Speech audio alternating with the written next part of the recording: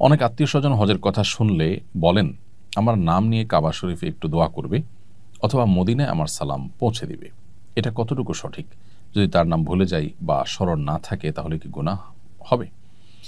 আ কেউ যদি আপনার কাছে মক্কায় গিয়ে কাবা শরীফ গিয়ে তার জন্য দোয়ার আর্গুমেন্ট করে তাহলে সেটা রক্ষা করা উচিত। তার জন্য আল্লাহর কাছে দোয়া করা উচিত তিনি যদি কোনো দোয়া চেয়ে থাকেন। আর কেউ যদি বলেন যে আমার সালাম নবী সাল্লাল্লাহু আলাইহি ওয়াসাল্লামের রওজায় পৌঁছে দিও, তো সেক্ষেত্রে ওলামা ইকরামের মধ্যে দুটি মত আছে। অনেক ওলামা ইকরাম বলেন যে এটির কোনো প্রয়োজন নেই। কারণ প্রত্যেক ব্যক্তির দুরূদ পৌঁছানোর জন্য আল্লাহর পক্ষ থেকে ফেরেশতা নিযুক্ত আছে, যেমনটি বিশুদ্ধ হাদিসে বর্ণিত হয়েছে। অতএব যেখানে আমরা পৃথিবীর যেকোনো প্রান্তে দুরূদ পড়লে, সালাম পেশ করলে সাথে, সাথে আল্লাহ তাআলার স্বয়ংক্রিয় সিস্টেমেই সেটা নোট হয়ে যায় ফেরেশতার কাছে এবং ফেরেশতা সেটা নবী সাল্লাল্লাহু আলাইহি ওয়াসাল্লামের কাছে পেশ করেন, একেবারে নাম উল্লেখ করে যে, হে আল্লাহর রাসূল, আপনার প্রতি অমুক জায়গা থেকে অমুকের ছিল অমুক সালাম পেশ করেছেন, দুরূদ পেশ করেছেন। তাহলে সেখানে মানুষকে দিয়ে আবার সালাম পাঠানোর কোনো প্রয়োজন নেই।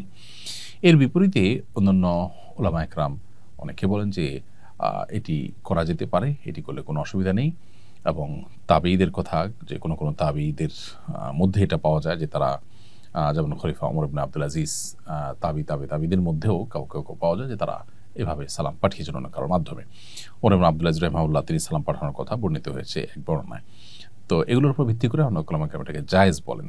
কিন্তু সাহাবায়ে কেরাম বা হাদিসে মূলত আ একজন আরেকজনের জন্য দোয়া করা, দোয়া চাওয়া এগুলো বর্ণিত হলেও সালাম পেশ করা নবী সাল্লাল্লাহু আলাইহি ওয়াসাল্লামের কাছে কারোর মাধ্যমে এটি কোনো হাদিস দ্বারা ওইভাবে আসলে সাব্যস্ত হয় না। আ খোলাসা কথা হলো যে কেউ যদি আমাদের জন্য দোয়া করে তাহলে তাদের জন্য দোয়া করা উচিত। যদি অনেক মানুষ দোয়া চায় তাদের সবার নাম মনে না থাকে তাহলে আমি কমন দোয়া করতে পারি, আল্লাহ যতজন দোয়া চেয়েছেন আপনি জানেন, আপনি তাদের সবার নেক উদ্দেশ্য পূরণ করুন বা যারা দোয়া চেয়েছেন, যারা যেটা চেয়েছেন তাদের সে বইদের চাওয়াগুলো পূরণ করুন। এভাবে আপনি কমন দোয়া করে দায়মুক্ত হতে পারেন।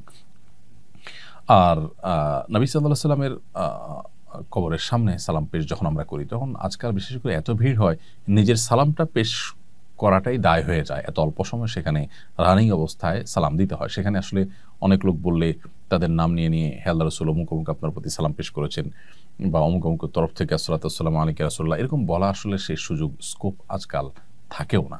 এটা হলো বাস্তবতা।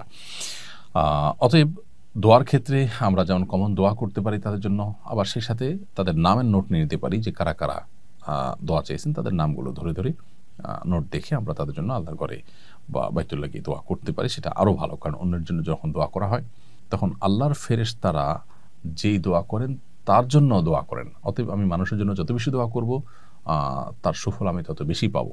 আমি দোয়া করব মানুষ হয়ে, আর তার বিপরীতে তার জন্য আমি যা দোয়া করলাম আল্লাহর ফেরেশতারা সেটা আমার জন্য দোয়া করবেন। অর্থাৎ আমার চাইতে উত্তম ব্যক্তি আমার জন্য দোয়া করবেন।